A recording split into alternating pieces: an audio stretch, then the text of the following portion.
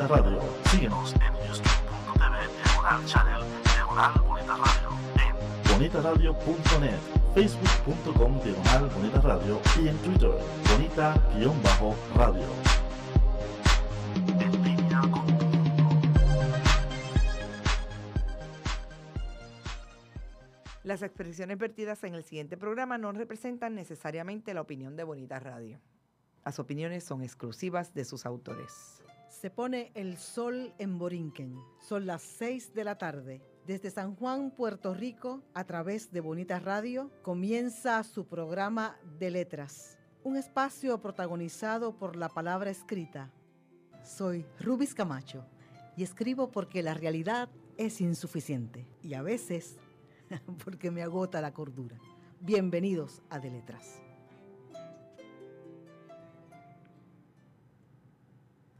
Muy buenas tardes, queridos amigos y amigas de su programa de letras a través de Bonita Radio, el espacio donde la palabra es el oficio, un espacio de entrevistas creado por la siempre viva y recordada Dinora Marzán, poeta puertorriqueña, gestora cultural, mujer de una sensibilidad muy fina.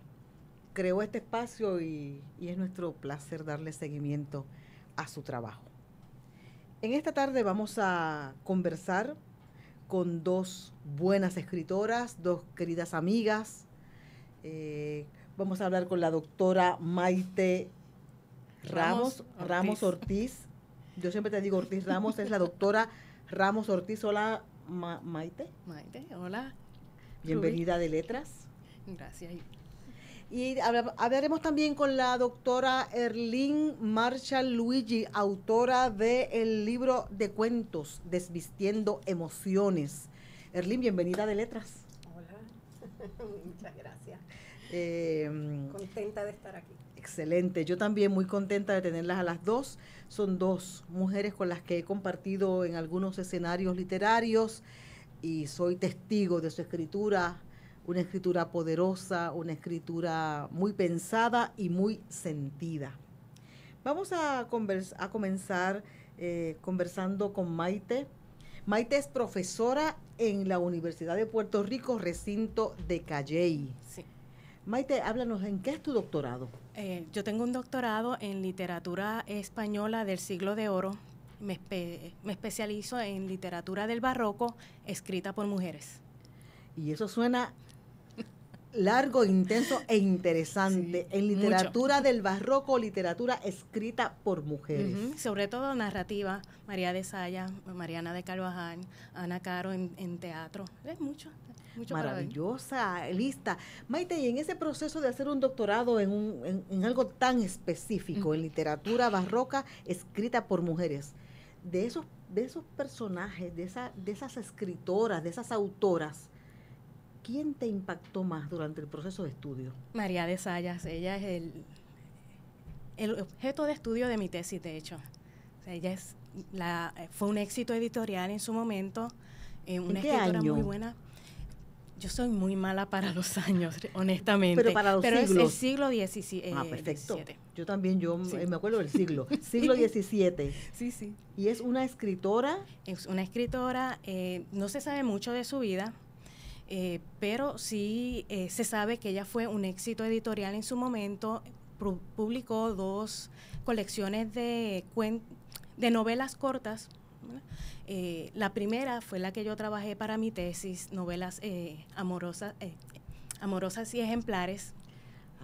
Bien. Hay una relación directa, ¿verdad?, con Cervantes. Sí. Y después con Unamuno, ¿verdad? Las novelas ejemplares de Unamuno. Las novelas de Unamuno son posteriores. Sí, son posteriores, sí. Pero como que siguen con ese título. Porque Unamuno era lector de Cervantes. Claro. Así es que pues hay una relación entre todos ellos. El segundo libro de ella, Desengaños Amorosos, pues no lo trabajo para la tesis, pero es objeto de estudio, bueno, ya ahora que puedo estudiar ya lo que desee. De ella. ¿Y por qué la escoges a ella como centro de tu tesis, entre otras? ¿Por qué ella? Bueno, había otras, sí podía escoger otras, pero ella primero tenía 2 colecciones. Terminé escogiendo una nada más, porque es mucho el trabajo. Es muy interesante, ella es muy interesante porque a veces uno podría pensar que es muy feminista, pero tiene algunos textos que uno dudaría de su feminismo, pero sí tiene claro el hecho de que la mujer debía educarse en la época. Y eso fue lo que más me llamó la atención. Una mujer escritora muy buena, no llega a nivel de Cervantes, pero es que es muy difícil llegar al nivel de Cervantes. Pero era muy buena, como digo, tuvo éxito editorial, pero en el siglo XIX simplemente se la echó a un lado porque era mujer. Muy bien, interesante cómo se trabaja con el género en algunos momentos de la historia y cómo el género, ¿verdad?, define muchas veces cuán conocida o no conocida puede ser tu literatura. Y está con nosotros Erlín. Erlín es psicóloga y escritora. Háblame de tu trabajo, Erlín. Tú me dijiste que estudiaste todos tus grados en la Universidad de Puerto Rico. Sí, yo empecé en estudios sociales. Inicialmente entré a naturales, pero la química inorgánica no, la orgánica, perdón, no. Yo dije, yo no voy a tomar más años de esto. No era por ahí. Cambié a ciencias sociales y seguí psicología, luego la maestría y el doctorado también en la Universidad de Puerto Rico. ¿Y por qué la psicología y no otra disciplina? Cuando yo inicié en la universidad, lo que me gustaba era o arquitectura, y debía ir a Mayagüez, o trabajar con niños, o leyes. Y yo dije, pues en sociales todavía puedo continuar a leyes y luego me decido, pero me gustó y seguí en psicología. Te quedaste en la psicología. ¿Cuál piensas tú que es la función principal de la psicología? O de una psicóloga como tú en este caso. Entender el comportamiento humano. Y después de entender, pero bueno, tendría que preguntar, ¿es posible entender el comportamiento humano tan errático en ocasiones, verdad, tan impredecible? ¿Existen las fórmulas para el comportamiento humano? Las últimas tendencias, el comportamiento, no se busca una explicación sencilla al comportamiento, porque sabemos que es complejo y está el enfoque que busca los componentes biológicos, psicológicos, sociales, incluyendo hasta económicos, y es un ser complejo. Y dado que también en la ciencia como en la física ya no solamente se estudia lo que existe como algo específico, sino algo que está en cambio, como cuando se habla del quantum en la física. Y la psicología ha encontrado un espacio en su metodología en ese campo de la física, lo cual es irónico, ¿no? Pero muy bien, muy bien. Le damos aquí la bienvenida a nuestro querido amigo, compañero de labores en De Letras, el escritor José Murati, presidente del Pen Club de Puerto Rico, en su capítulo de Puerto Rico, ¿verdad? Estamos conversando, José. Buenas tardes, mis excusas por la tardanza. Yo no Qué sabía bueno que las navidades en Puerto Rico estaban empezando a principios de noviembre, porque los tapones que ha habido de ayer para acá es como que a todas horas.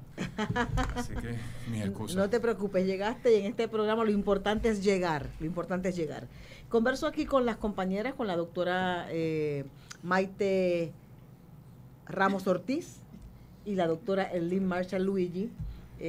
Maite es profesora en la Universidad de Calley y es una de las ganadoras del certamen literario de la Politécnica este año. Ah, qué bien, qué bien. Y hoy va a compartir con nosotros el microcuento que resultó ganador, ¿verdad? Qué bueno, entre los seleccionados. Qué honor. Y nos acompaña Erlín, que nos viene a presentar su libro de cuentos Desvistiendo Emociones. Y vamos a hablar de su portada y vamos a hablar del proceso en el que lo escribió y de todas las ilusiones y las emociones que están por ahí recorriendo su vida y su corazón. Qué bueno. Hablábamos con Erlín sobre su trabajo como psicóloga y entonces la pregunta que me surge, Erlín, ¿y cómo pasas de la psicología a la literatura? Definitivamente quien empieza a escribir un cuento en algún momento de su vida, de su infancia, tuvo ese espacio de la lectura y de escribir. Y es algo que está ahí. Está ahí y uno trabaja en él y uno esconde lo que uno escribe y luego uno no escribe porque no sabe dónde lo va a esconder. Qué bien descrito, sí. Es todo un proceso cuando uno está empezando. Y un día yo escucho la estación de radio de la universidad, anunció Silvia Domenech unos talleres de el poder de la escritura o cómo comenzar a escribir, algo así era el tema. Que mucha gente ha comenzado con Silvia Domenech. Le debemos a Silvia Domenech un programa. Sí, un programa completo y nuestra gratitud porque conozco a tanta gente vinculada con ella. Continúa, Erlyn, por favor. Y ella vendría con gusto. Va a empezar un libro, creo que ya lo tiene iniciado, de cómo ha sido esa experiencia de ella en los talleres. Y lo escuché anunciado y dije, yo voy a ir. Y allí me personé y habríamos a lo mejor como 10 personas. Creo que fueron como 3 o 4 encuentros solamente. Pero en el segundo taller, ella hizo un ejercicio que para mí fue como abrir una puerta mágica. Ella nos dice, cierren los ojos, imaginen que están ante una puerta, pueden ver la perilla y van a abrir la puerta. Y luego van a escribir qué ven, qué vieron. Y lo hicimos y a mí me sorprendió lo que yo vi cuando abrí la puerta. Era un espacio que no lo olvido, lo tengo como si hubiese visto una foto y lo tengo. Yo vi un salón, los cristales, las ramas que se movían fuera de los cristales y cuando busco personas porque el espacio está vacío, como que empiezan a aparecer figuras sin definir y tengo la percepción de que hacia un lado hay una mujer sentada esperando y hasta ahí porque ahí nos dijeron ya más nada. Y esa experiencia fue la que me dijo, yo puedo hacer esto. Yo quiero entrar a ese mundo mágico. Muy bien. Y como psicóloga, ¿qué te dijo a ti esa experiencia? O sea, ¿qué te estaba diciendo tu subconsciente, por ponerlo de alguna forma, tratando de hablar en lenguaje psicológico? Me lo preguntas acabando yo de narrar eso y te puedo decir que en este instante una mujer sentada que esperaba esta oportunidad, tal vez. O sea, que sientes que eras tú, esa mujer eras tú. O una que estaba esperando algo. Una mujer que espera, qué interesante. Qué interesante. Una mujer que espera. Qué interesante. Maite está relacionada a la literatura porque es profesora de español en la UPR en Calley. Pero ¿cómo pasas, Maite, de enseñar al ejercicio de escribir? Bueno, en mi caso, es una historia algo larga. Yo termino mi doctorado en el 2009, en diciembre del 2009. Obviamente recuerdo exactamente la fecha que pasó y todo de ese día. ¿Quién olvida ese día?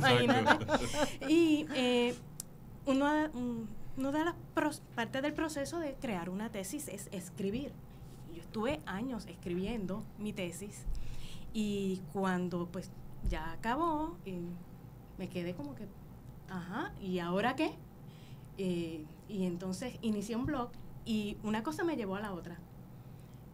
En el blog pues comencé a publicar unos cuentecitos y después decidí empezar a tomar talleres y aquí estoy. ¿Y cuál fue el tema de tu tesis? María de Zayas, la narrativa de María de Zayas. Qué interesante. Sí. No, ya en el primer segmento hablamos bastante de María de Zayas. Sí. Quería que ahora yo llegué. No estamos en el primer segmento todavía. En los primeros minutos del primer segmento. Okay. Por eso se nos fue José, lo lamentamos. Pero vamos al próximo segmento y hablamos de la tesis de María, de Maite. De Maite.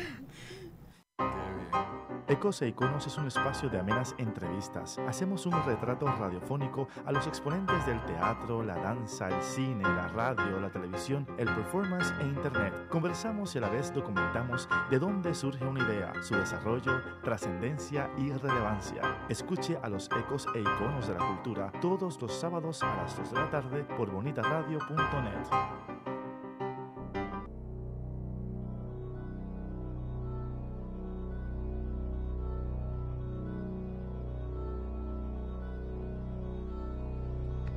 Llegó tu programa deportivo, Tu programa deportivo donde escucharás lo que necesitas. y deseas saber El añadido, el añadido, noticias, datos, predicciones entrevistas y más. en El añadido, todos los martes desde las 7 de la noche por Bonita Radio, en línea con tu mundo.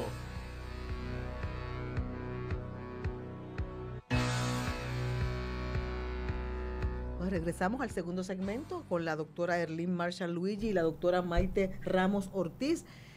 José, tenías una pregunta a flor de piel. La pregunta me la contestó en el segmento anterior, ¿verdad? El tema de la tesis. ¿Y Sí. cuánto influenció en ti? Porque habemos algunas personas que utilizamos la tesis como excusa para desarrollar un tema que nos fascina, y entonces es como que estamos obligados ya a convertir la tesis en literatura. ¿Cuánto eso ocurrió en ti? Bueno, en mi caso, María de Saya, pues me gustó desde que la descubrí, sobre todo pues por ser una mujer y como le había expresado a Rubis antes, ella se le considera algo feminista, ¿no? Y pues por ahí me fui.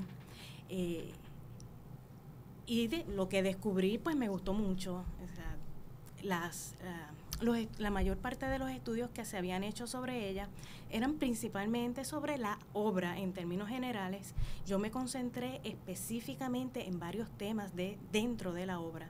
Y uno de los temas que descubrí es que a pesar de que ella se queja de que a las mujeres se les entrega el almohadón y la aguja cuando pues son chiquitas y se les somete a este régimen de encierro en la época del siglo XVII, pues ella estructura su primer libro como si fuese un dechado de bordado. Interesante, muy Qué interesante. interesante. Sí. Deberíamos tener un programa completo para hablar de la tesis de Maite y que traiga fragmentos de la obra de esta escritora y que conversemos sobre ese trabajo ¿verdad? Tan arduo, porque una tesis doctoral es un trabajo que requiere mucho esfuerzo y mucha energía. Eso es. Mucha energía.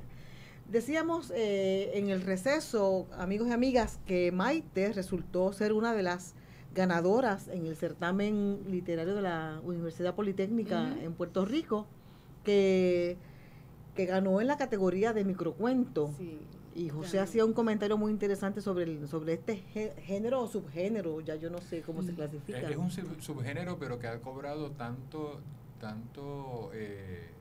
tanta popularidad, y a la misma vez es un género que sí es difícil. Yo estuve en las dos conferencias que dio Leonardo Padura antes de ayer y ayer, y él hablaba de cuán difícil se le hacía escribir cuentos, porque cada vez que tenía una idea, y usó una imagen de pelota, él dice que las ideas le llegaban y entonces el escritor tiene que estar como un bateador con el bate en la mano para que cuando la idea que le llegue es buena, darle.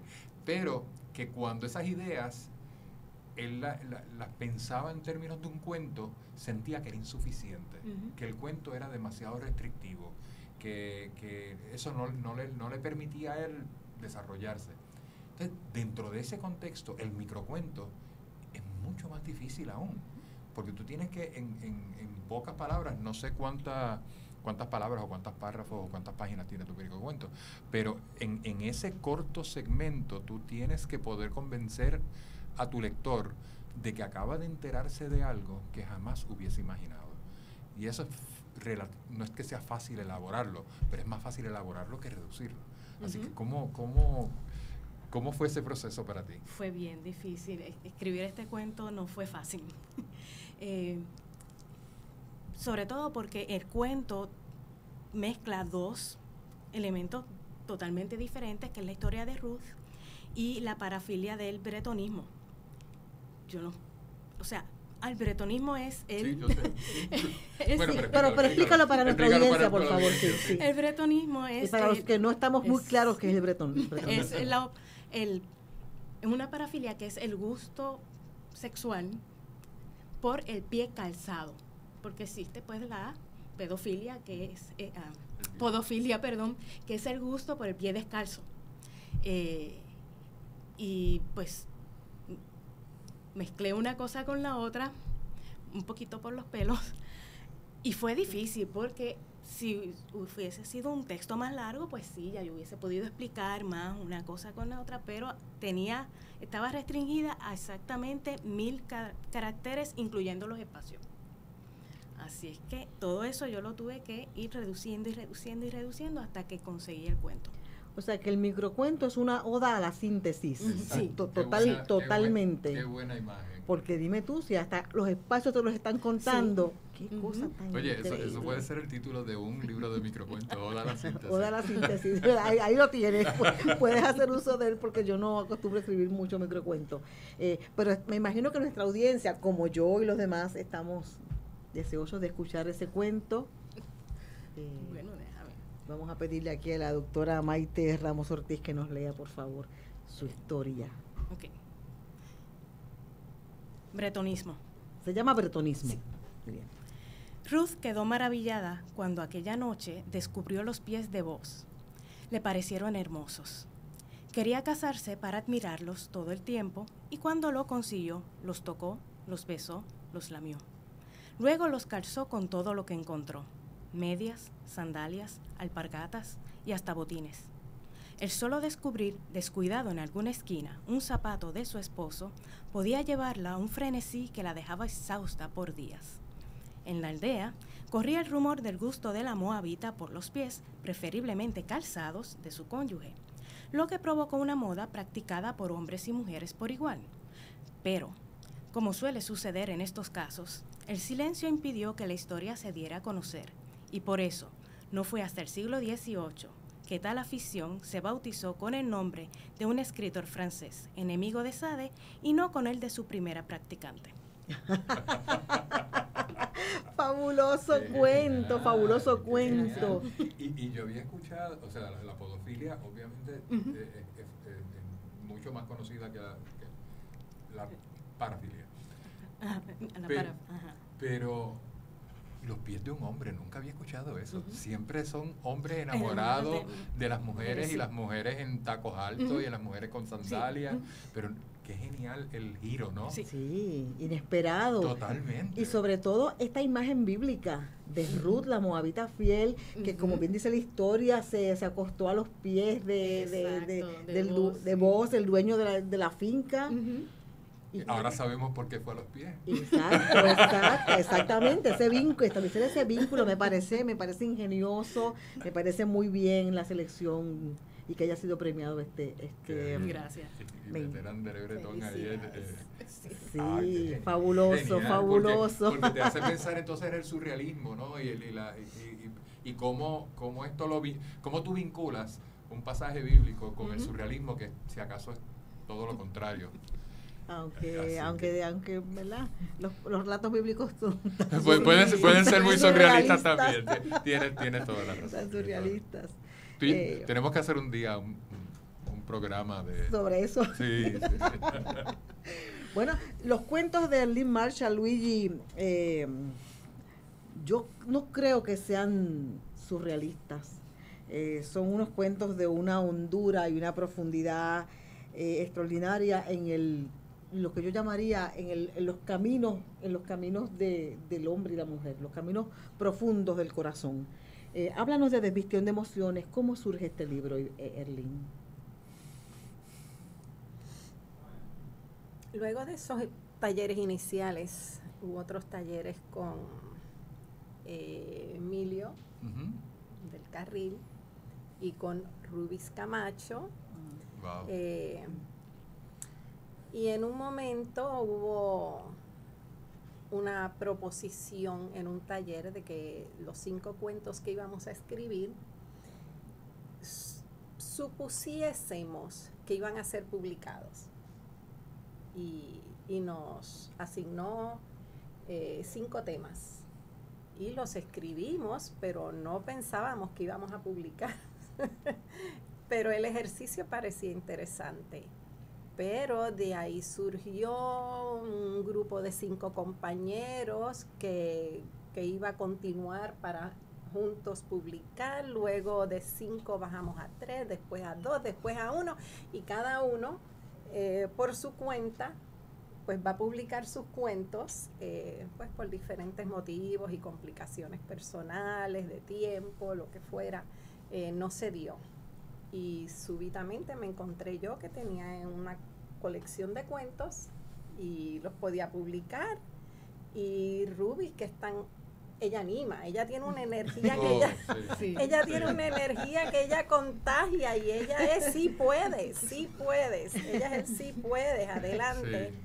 Sí. Y ahí llegó. Qué bien. Desvistiendo emociones. Parecería que hay en cierta medida una paradoja, porque las emociones usualmente uno piensa en ellas y claro, estoy influenciado por el trasfondo de la psicóloga. Las emociones pues habitan debajo de la piel y de vez en cuando se asoman por sinestésicamente, ¿verdad? A través de los sentidos. Pero sin embargo, desvestir emociones a su vez tiene una connotación de una sensualidad, porque le estás quitando los velos a las emociones, estás desnudando las emociones, estás exhibiéndolas en cierta medida. ¿Cómo se da ese título y cuán representativo es de esa literatura que tú concibes? Yo intenté buscar qué había en mis cuentos y le preguntaba a los compañeros, ¿qué tú ves en mis cuentos? Y lo más que escuché es las emociones. Así que inicialmente el título iba a ser Murmullo de emociones, porque las emociones hablan, las emociones se pueden apalabrar. Y iba por ahí, pero luego en términos de tener un título que pudiese comunicar más, llegué a ese de Desvistiendo emociones. En realidad las emociones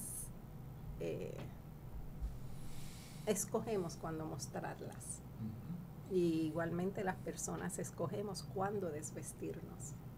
Así que tal vez. Muy bueno. Estás hablando con la escritora que es psicóloga. Exactamente. Es interesante, José y Maite, que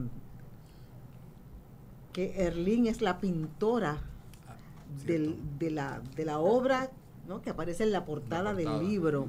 No sé si mi querido Marcel puede mostrarnos la portada como hicimos la vez pasada. En cuestión de segundos. Sí, que la puso así muy cerca de la pantalla y el público puede ver con mayor precisión la belleza de la portada. Lo que Marcel no puede hacer es porque no se puede hacer. Es porque no se puede hacer. Ahí lo van a ver. Esa hermosa portada es el libro de cuentos Desvistiendo emociones de Erlín Marshall Luigi. Y Erlín, nos queda un minuto, pero podemos retomar el tema en el tercer segmento sobre cómo te surge la idea de la pintura, de que sea una pintura tuya la que vaya al frente de la portada de tu libro. No sé si tenemos tiempo o regresamos. ¿Sí? Pues vamos al tercer segmento y continuamos. Comenzamos con esa pregunta. Muy bien. Retorcidos, un programa dirigido a informar y educar sobre temas que afectan la comunidad LGBT. Escúchanos todos los miércoles a las 6 p.m. por Bonita Radio, en línea con tu mundo. Una flecha desgarrando un cuerpo en pleno adiós. Soy el licenciado José Ariel Nazario y les invito todos los miércoles a las 10 de la mañana a escuchar el análisis legislativo único, política, sociedad, economía y temas de actualidad de nuestra realidad puertorriqueña. Recuerde, la previa, todos los miércoles a las 10 de la mañana por Bonita Radio, en línea con tu mundo. Regresamos al tercer segmento y conversábamos con la autora del libro de cuentos Desvistiendo Emociones, Erlín Marshall Luigi, sobre el origen de la portada. Háblanos un poco, cuéntanos, ¿cómo surge la idea de esta hermosa pintura? Pues yo intenté unas piezas de ropa retratarlas y pues fue un desastre, porque las puse al sol cerca de un área de una piscina de una amiga, y aquello eran unas telas amorfas sin contraste porque era demasiado sol. Luego estoy en una quebrada, la quebrada Sonadora en Naguabo, y tomé unas fotos del área y aquello era todo grisáceo, sombreado, tampoco. Y dije, bueno, ni modo, pues voy a buscar en Google y voy a buscar con esas palabras, pero no habían no encontraban las imágenes. No, o caretas de drama, expresiones de niños, de emociones, o desnudos, porque era con la palabra desvistiendo, y no aparecía. Y finalmente dije, bueno, pues lo pinto. Y yo misma me dije, ¿por qué yo acabo de pensar que lo voy a pintar? Pues yo acababa de apuntarme en un taller de pintura, luego de 10 años sin haber tocado un pincel, y dije, bueno, pues cuando empiece ahora la clase, practico y lo hago. Y tomé las fotos de la ropa, las monté así en la bañera, puse plásticos negros en la pared. La preproducción de esa portada ha sido una cosa impresionante. Forré las paredes porque no se notaba el contraste de la ropa, puse abanicos, puse luces, todo, estaba todo amarrado. Todo un montaje. Todo un montaje. Y el primero fue el pantalón. Yo dije, ese va a ser el más difícil. Y lo amarré, y en eso me tuve que ir a una cita, y en eso llegó mi esposo y encontró el pantalón amarrado, con la cintura hacia abajo, una pierna doblada, la otra relleno con plásticos y un cordón de la rodilla hacia el tubo, hacia la pared, masking tape, de todo. Y él me llama y me dice, ¿tú estás bien? Y pues de ahí surgió. Y pues a mí me encantan los atardeceres y despiertan emociones también, así que esa fue la combinación. Qué bien. ¿De qué tratan tus cuentos, Erlín? Si tuvieses que resumir, ¿de qué tratan tus cuentos en este libro? Son temas que tocan la realidad humana, de personajes en conflictos, de infidelidad, de pérdida de seres queridos por enfermedad o por actos de agresión fuerte, y son instantes, momentos de esas experiencias humanas. José tiene el libro en sus manos. José, ¿tienes algunos títulos que pudieses compartir con nosotros para tener una idea de cuáles son los títulos y los temas y los conflictos de los que habla Erlín? El primero se titula Impacto, el segundo La niña y el poeta, visión protegida, el consuelo de una madre, escapadas, entre pesadilla y sueño, hijos del saber. Ahora, me han llamado la atención dos en particular. Escapadas, que sospecho que es el que tiene que ver con la infidelidad. ¿Uno de ellos? Okay. O uno de los que tiene que ver con la infidelidad, porque la infidelidad nos acecha a todos. Todos la combatimos. Exactamente, nos acecha y la combatimos, y algunos de los personajes no logran vencerla. Y el otro que me llamó la atención fue el Te has negado a cerrar los ojos, que tiene un epígrafe de Miguel Hernández que dice, abiertos ante el cielo como dos golondrinas. Qué bello. Nos leería, son cuentos cortos, ¿nos leería estos dos cuentos o uno de ellos? O ¿cuál te provoca más? O el primero que me dijiste al principio, que es muy corto, ¿no? El del poeta, es el de No cerraré los ojos. Ese era en la página... Está en la página 35. A la audiencia le va a encantar oír tu literatura en tu voz. Eso es 35.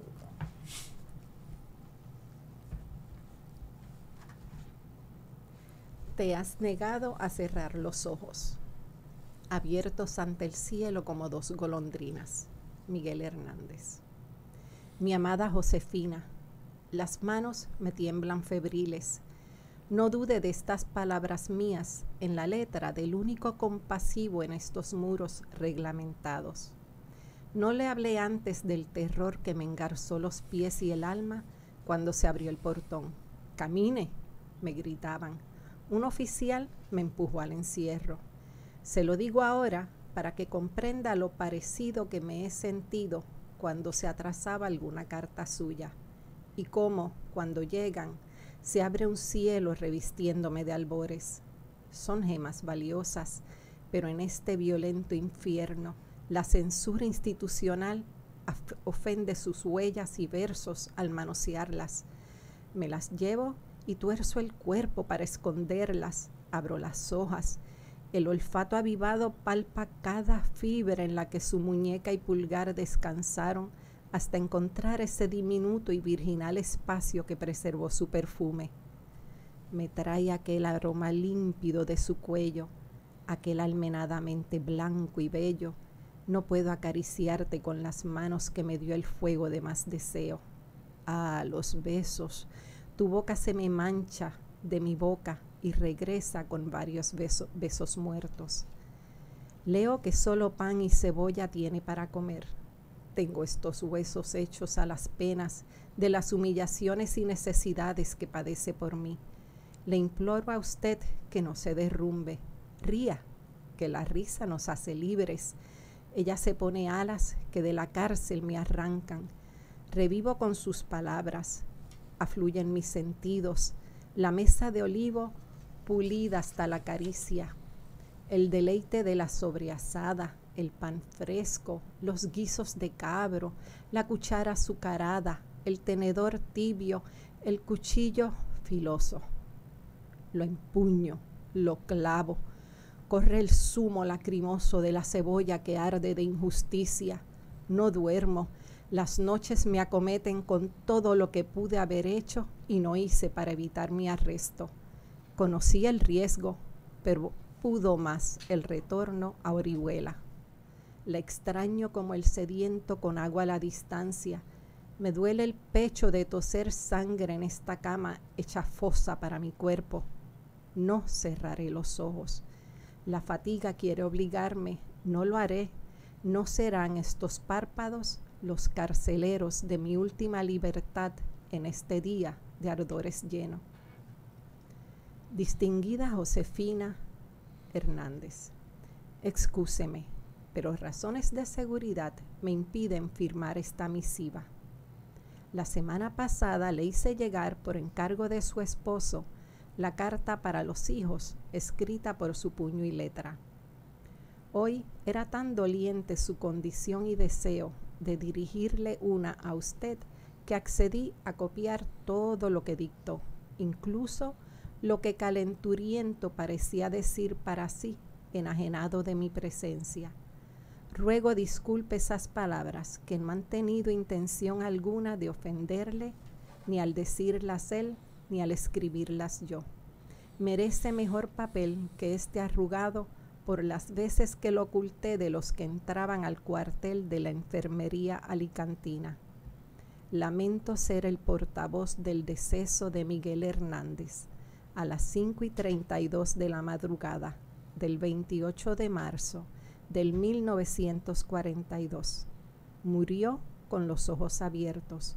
No pudieron cerrárselos y así fue enterrado. Impresionante historia, impresionante cuento sobre Miguel Hernández, el gran poeta español. Yo recuerdo esta historia, ¿verdad que sí, Erlín? ¿Puedes explicar un poco el origen de esta historia? En un taller con Rubis Camacho sobre el encierro, tratamos el tema del convento, la prisión y pues, buscando información del poeta, leyendo de su vida, de su biografía, leyendo sus poemas. Hubo una frase que a mí se quedó conmigo y fue cuando leí que él había muerto con los ojos abiertos y que se quedaron abiertos y fue enterrado con los ojos abiertos.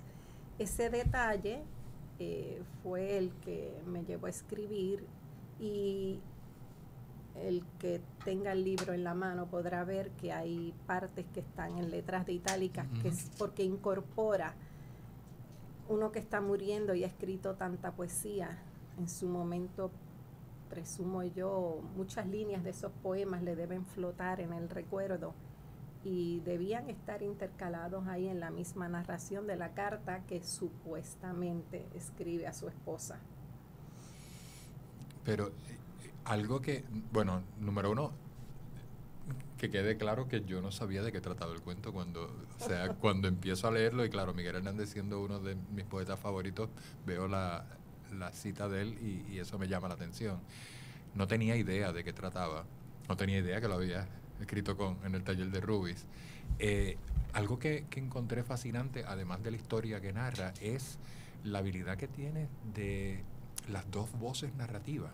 La voz de la carta, según la dicta Miguel Hernández, supuestamente, y la voz del escribano, ¿no? Que cuando le escribe a la esposa diciéndole no se ofenda por el contenido de esta carta, y su lenguaje es tan distinto, y eso me parece tan logrado, y es algo tan difícil de lograr, que una misma voz narrativa pueda desdoblarse en dos personajes en un cuento tan corto y darnos la sensación de como si lo hubieras escrito dos personas distintas. ¿Cómo fue ese proceso para ti de desdoblarte, para colmo, en dos hombres?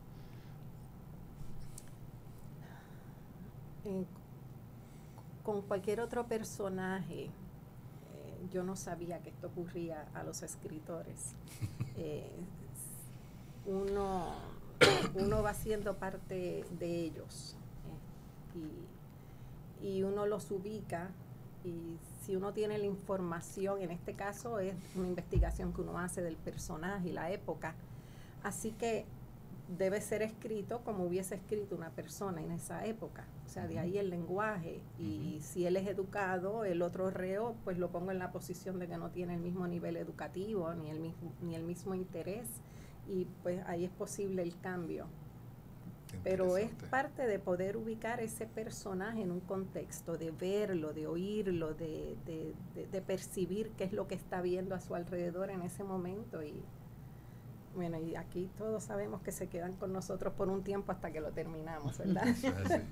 A mí me parece que hay un logro enorme en ese texto de fondo y forma, que es a lo que alude José, es ver la línea poética, ese lenguaje poético, ese lenguaje lleno de imágenes en la carta que escribe el poeta a la esposa. Hilvanado, ¿no? Hilvanado, tejido, ¿verdad?, con una gran maestría. Y luego sentimos el golpe seco de esa carta que te dice, soy yo quien te está escribiendo y lamento decirte que murió tu esposo y que murió en tal fecha. Y nos deja con ese dato al final, para volarle la cabeza al lector. Exactamente. Que murió con los ojos abiertos y así fue enterrado. Y el lector se queda como sin aire. Sí, a mí esa línea me... Ese nivel de efecto, sí. Ese elemento del efecto como parte importante en el cuento. En ese taller que se llamó La literatura del encierro, exploramos la vida de algunos escritores que habían estado en distintos encierros, ¿verdad? Seleccionamos a Miguel Hernández, y uno de los cuentos más hermosos, más conmovedores, fue el cuento de Erlín. También hubo otros temas en el taller en los que Erlín hizo unos trabajos espectaculares. Ya tal vez tengamos en algún momento la oportunidad de traerla para que nos lea aquel famoso cuento sobre la monja en el convento. Madre, ¿por qué? Madre, ¿por qué? Fue un cuento... ¿Está aquí? Fue un cuento conmovedor, es un cuento duro, es un cuento que trabaja unos temas fuertes, pero de una belleza y muy logrado. No sé si nos queda tiempo en este segmento para que Erlín nos lea un fragmento. Nos queda un minuto. ¿Qué tal? Les propongo, sí, vamos al próximo segmento y entonces hablamos con ambas. ¿Bien? Muy bien. Perfecto. A mí Se mira con las manos y se toca con los ojos. Veo. ¿Qué ves? ¿Qué miran las niñas de tus ojos? Color, Forma, vacíos, imagen y texto en Veo. El primer museo virtual lo escucha y lo ve a la 1 de la tarde, sábados alternos por Bonita Radio, en línea con tu mundo.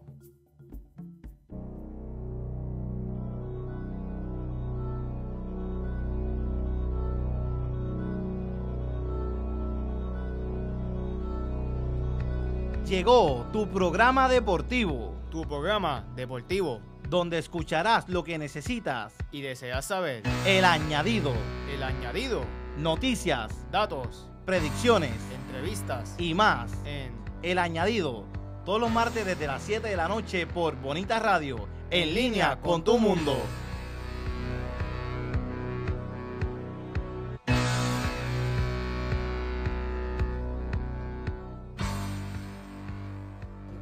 Regresamos al último segmento de nuestro programa de letras.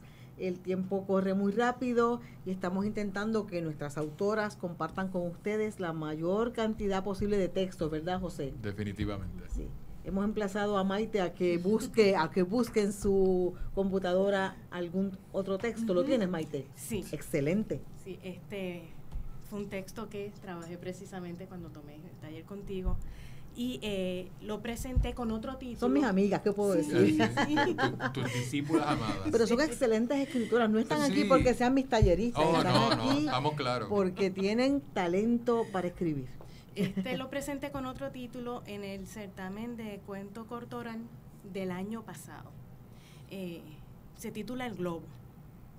Aún no he cumplido los 7 años y ya me tienen atada a esta cama como le hicieron a mi hermana. Una fila interminable de hombres entra a todas horas a este cuartucho oscuro y maloliente para cobrar los 3 minutos por los que han pagado. Son 3, ni uno más, porque si tratan de extenderse, suena la chicharra que me deja un eco en los oídos que no se va cuando siento a otro hombre encima o que aumenta si él me golpea. Pero yo escapo. Miro el sucio techo y lo traspaso hasta ver el cielo azul, porque siempre es azul, y sentir el calor del sol y el toque de la brisa. Y sigo subiendo hasta llegar a lo alto, porque allá olvido a los hombres, las heridas, las cadenas, y allá puedo volver a jugar con mi hermana, como no hace mucho que mirábamos el cielo y planeábamos llegar a él en un globo. Qué texto genial. Qué texto genial. Brevedad, unidad, intensidad y efecto. Todo en ese microcuento de Maite Ramos Ortiz. Y qué duro, ¿viste, José? Es contundente, o sea, como que te saca el aire, ¿no? Te saca el aire, te deja... Es una mezcla de horror y a la misma vez de identificación, ¿no? O sea, aunque sea una niña, tú te identificas como con ese dolor desgarrado y esa vulnerabilidad. Sí, no, encantador. Son dos grandes escritoras. A mí del cuento de Maite me impresiona la capacidad de llevar al lector subiendo con esta niña que huye de esta realidad y traspasa el techo y puede ver el cielo, ¿no? Y el cielo siempre es azul, como si fuera una esperanza, ¿verdad? De que siempre va a haber una oportunidad para escapar. El elemento del globo. Yo quería darle una esperanza a esta niña, porque esto es producto pues, de un tema específico, no lo voy a decir al aire. Y recordé que cuando yo enseño Heréndida, te iba a hablar de Heréndida. La situación de ella pues se ha estudiado dentro de otro aspecto y se ha descubierto que hay toda una red en el norte de África de prostitución infantil que literalmente las amarran a la cama, y cuando pues surgió el tema hice la conexión y yo pensé, ¿cómo se debe sentir una niña en esta situación? Debe ser terrible. Escapa, ¿y cómo escapa? Exacto. Porque el escapar físicamente no es una opción. No, claro, no lo es. Habla Maite de la increíble historia de la Cándida Heréndira y su abuela desalmada, una de las obras más impactantes de Gabriel García Márquez, aunque yo tengo devoción por del amor y otros demonios. Es un texto que me parece grandioso, pero leer y ver la película que se hizo después de la Cándida Heréndira es una historia desgarradora. Y yo pensé que sí, que la intertextualidad estaba clara en esa historia. De verdad que es un gran texto. Sí. ¿Cuándo piensas publicar, Maite? Para también traer tu libro aquí, que conversemos sobre él. Pues yo lo tengo un plan a largo plazo, porque en estos momentos tengo muchos textos, pero no hay un hilo conductor. Y pues obviamente quisiera producir algo que no sea una ensalada, ¿no? Lo tengo para 2016. El año que viene para dedicarme a escribir y eso es una escritora con propósito y con visión de futuro. Claro, y planificando y todo. Claro, así que claro. ¿Qué te provoca escribir, Maite? Cuando sales del rol de profesora y la estructura de la clase y los objetivos, ¿qué te provoca el ejercicio de escribir? Es una forma de... Me provoca tantas cosas que a veces es difícil simplemente decir una sola cosa. A mí me provoca hasta cierto punto cierta libertad, porque uno está acostumbrado a leer el texto para analizarlo y enseñarle a los estudiantes cómo analizar un texto. Sin embargo, yo escribo sin pensar necesariamente en, bueno, pues esto se va a analizar así o asá o como sea, ¿no? Simplemente escribo para liberarme. Muy bien. Estamos en la era de los talleres y en la era de la ebullición literaria. Les pregunto a las dos, ¿qué beneficio tiene? ¿En qué aporta realmente un taller literario? Bueno, a mí los estudiantes me han hecho esa pregunta y yo les digo, bueno, lo cierto es que uno no necesita tener siquiera un título universitario para ser escritor, pero ayuda muchísimo. Ayuda incluso para quien, como yo, estudia la literatura, pero desde el punto de vista del análisis, ¿no? Ayuda a estructurarse, a ver que hay unas técnicas que son diferentes a las técnicas que uno ve cuando está analizando. Es una experiencia, además es una experiencia buena oír lo que los compañeros están haciendo, ver qué cosas uno puede producir, que a veces no sabe que las tiene adentro. Muy bien. ¿Eso? ¿Y tú, Erlyn? Definitivamente todo lo que ella ha dicho también, y con los talleres uno va soltando, buscando el otro día un teléfono, me encontré con unos primeros escritos que yo había hecho, pero fue de aquel primer taller hace años, y lo curioso era que vi que lo que tenía eran anécdotas escritas de experiencias que yo había visto a alguien literalmente haciendo o mías. Después que uno toma los talleres, ya hay esa ruptura. Uno escribe de un personaje, desde la perspectiva de un personaje. Puede que sí, en algún cuento haya algo de una experiencia mía, pero no llega al cuento hasta que no pasa a ser el cuento y la historia de ese personaje. Interesante. Interesante.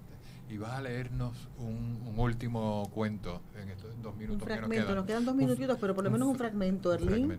Y mientras haces la gestión de buscar el cuento, ¿cuándo se presenta tu libro? ¿Tienes fecha ya o todavía? El 6 de diciembre es en la librería El Candil en Ponce. Ah, qué bien. A la 1 de la tarde. Y otra presentación va a ser en el Café Le Petit Bistro, en Plaza de la Cultura, en Plaza Las Américas. Eso es el 6 de febrero en la noche. Y hay otro que está pendiente en el Museo de la Universidad de Puerto Rico, que todavía no tiene fecha. Todavía no tiene fecha. Qué bueno, Erlyn, que hay mucha ilusión con la presentación de tu libro. Pero la más próxima es el 6 de diciembre, entérense amigos y amigas, 6 de diciembre, librería El Candil en Ponce. Creo que es la doctora Luz Nereida Pérez quien presentará tu libro. Correcto. Un saludo para Luz Nereida, me hará ese honor. Mujer que admiramos, que respetamos y queremos mucho, José y yo. Eso es así. El comienzo de un cuento, puedo leer Entre pesadilla y sueño. Epígrafe.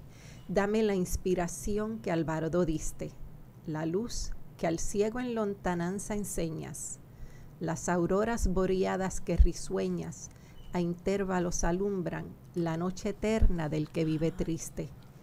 José J. Balseiro y Seno. Ahí está el águila. Mami dice que es el cáncer que la consume por dentro. Míralo, ¿Cómo he pasado tantas veces por este mural sin hacer la conexión? Buitre inmundo, despiadado que no tienes misericordia de quien hace bien. Maldito, si no fueses de Tamayo, te despinto para siempre, te parto las alas y las patas y te dejo arrastrándote sin vuelo. Te macero el pico para dejarte hambriento. ¿Por qué te alimentas de mami? ¿No te basta con Prometeo? Llego a casa. No entro a la habitación porque mi madre y Titi están llorosas otra vez. Ambas se sujetan las manos del adiós inevitable. Le escudriño el rostro vejado por la enfermedad. Busco el verdadero, el escondido en el pellejo plegado sobre pómulos y mandíbulas delineadas por la osamenta, en la cuenca sombreada por los ojos desorbitados. No ha podido vencerla, la encuentro.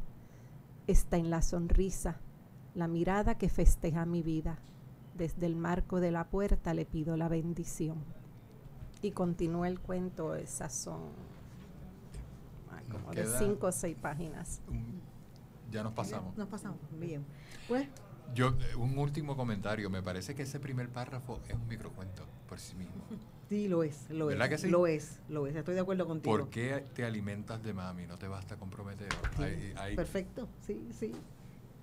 Es un gran cuento. Les invitamos a todos a que adquieran en cuanto puedan Desvistiendo de Emociones de Erlín Marshall Luigi. Esperamos el texto publicado de Maite Ortiz Ramos. Gracias a ambas. Maite Ramos Ortiz, gracias por estar aquí hoy. Ha sido de verdad un placer. Gracias a Rubis. Gracias por la invitación. Extraordinaria. Mi placer que hayan venido. Gracias a las dos. Gracias, José. Gracias a ti, Rubis. Ha sido Gracias. Y la esperamos en Plaza de la Cultura el 6 de febrero. Correcto. Hasta la próxima. Somos Bonita Radio. Síguenos en youtube.tv /channel Bonita Radio, en bonitaradio.net, facebook.com/Bonita Radio y en Twitter Bonita-Radio.